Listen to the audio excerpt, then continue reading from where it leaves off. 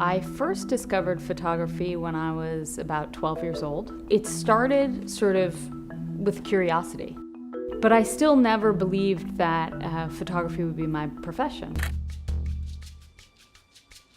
I've been photographing now for 23 years and covering war for about 18 years. I've been kidnapped twice, I've been thrown out of a car on a highway, I've been ambushed by the Taliban, by insurgents loyal to Al-Qaeda, but I keep going back. And so people always say, like, why do you do this? Why do you risk your life? And I feel like for me, it's really a mission.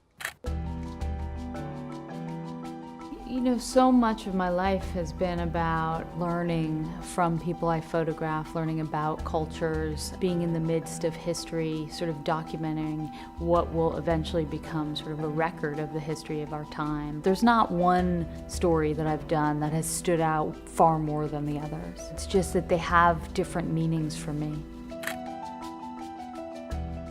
When I started using Nikon, I began to get familiar with the camera and comfortable with it, and it felt very intuitive for me.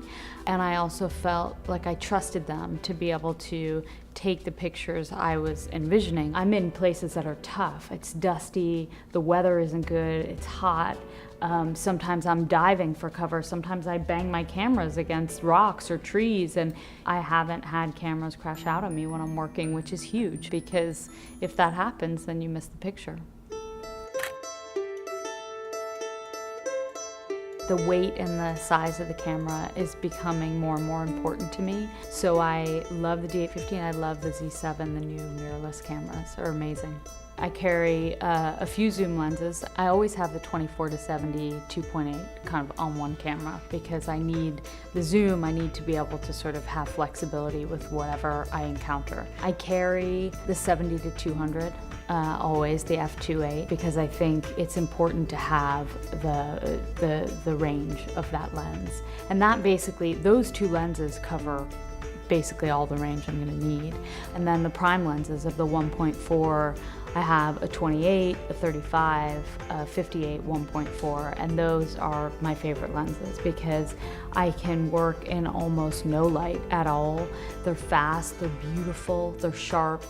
If I had to choose to take one lens into the field, it would be the 35mm 1.4. And if I could take a second, it would be the 24-70 2.8.